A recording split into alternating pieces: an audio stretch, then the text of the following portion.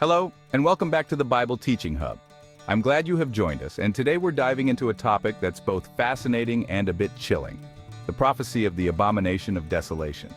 Now, here's an incredible fact. Over 90% of the prophecies in the Bible have already been fulfilled. That's right. We're so close to seeing the final pieces of God's divine plan unfold. So today, let's focus on one of the most mysterious prophecies that remains unfulfilled: the Abomination of Desolation. This prophecy isn't just a random event in the Bible. It has profound implications for us and is a key sign that we are nearing the end of this age. So, grab your Bible, get comfortable, and let's explore this important prophecy in full detail. What is the Abomination of Desolation? The phrase Abomination of Desolation might sound strange at first, but it holds significant weight in biblical prophecy. It's mentioned primarily in the book of Daniel, and later referenced by Jesus in the Gospels. To understand what it is, let's first look at its biblical foundation. The term appears first in Daniel 9:27 and is also mentioned in Daniel 11:31 and Daniel 12:11. Here's what Daniel 9:27 says. He will confirm a covenant with many for 1 7. In the middle of the 7, he will put an end to sacrifice and offering. And at the temple, he will set up an abomination that causes desolation until the end that is decreed is poured out on him. NIV. This he is often interpreted to be a future ruler, also known as the Antichrist. The Abomination of Desolation refers to an event where this ruler will desecrate the Holy Temple in Jerusalem, setting up something utterly offensive to God. But what does this mean for us today? Let's break it down further. Where is it mentioned in the New Testament? Jesus himself referenced the Abomination of Desolation in Matthew 24:15. He said, "So when you see standing in the holy place the abomination that causes desolation," spoken of through the prophet Daniel, let the reader understand. Then let those who are in Judea flee to the mountain. NIV. Here, Jesus is speaking to his disciples about the signs of the end times. By pointing back to Daniel's prophecy, he indicates that this event is a key marker of the final days. Jesus urges his followers to be vigilant and aware of this event, suggesting that its occurrence will be a signal for those living in that time to take immediate action.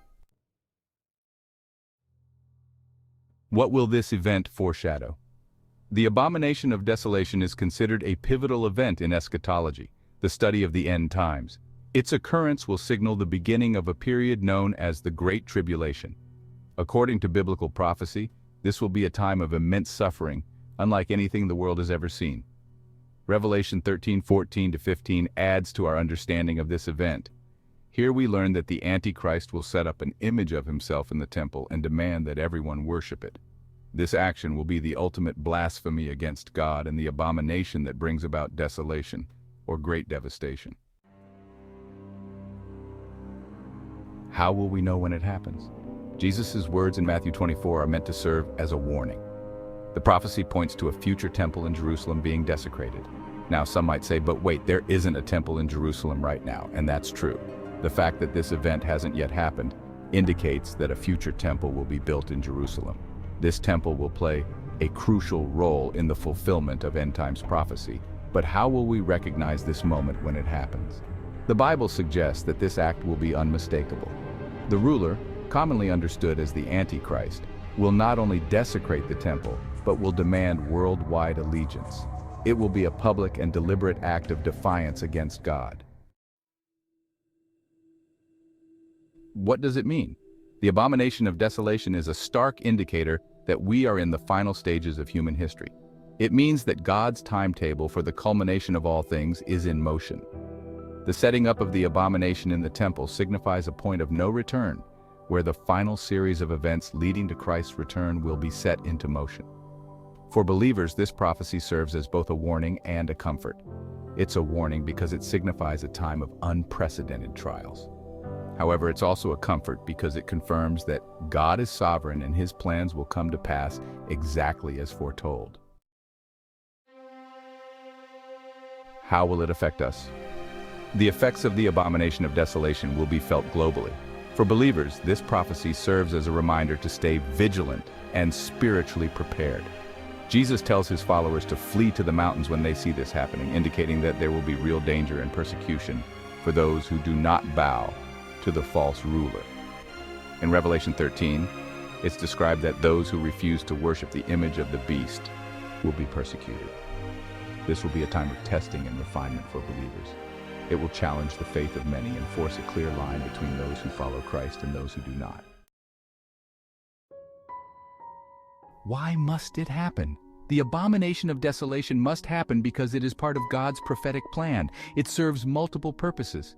First, it will reveal the true nature of the Antichrist and the spiritual battle between good and evil. Second, it will test the hearts of people, showing who is truly loyal to God. Finally, it will bring about the final judgment on the powers of darkness. What will happen next? According to Daniel and Revelation, the Abomination of Desolation will set off a series of end-time events, including the Great Tribulation, a period of 3.5 years of intense suffering. After this period, Jesus will return to defeat the Antichrist and establish his kingdom. In Revelation 19, verses 11 to 16, we see the victorious return of Christ. He will come to judge the nations and bring an end to the rule of the Antichrist. This will usher in a new era, his millennial reign of peace on earth.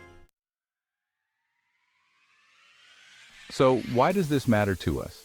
It's a reminder that we are part of a grand story, God's story.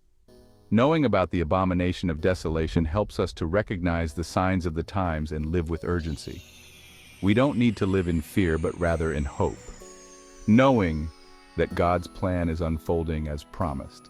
Let's keep our eyes on Jesus, study his word, and remain faithful. The fulfillment of this prophecy will be a sign that our redemption is drawing near. Thank you for joining me today on Bible Teaching Hub.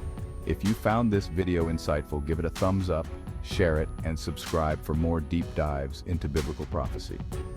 Your subscribing and commenting helps in spreading this video to more people. And as always, keep studying the Word, stay watchful, and let's prepare our hearts for His return. God bless you all. Until next time, keep watching, keep praying, and remember, over 90% of prophecies have already come to pass. The final chapter is near. See you in the next video.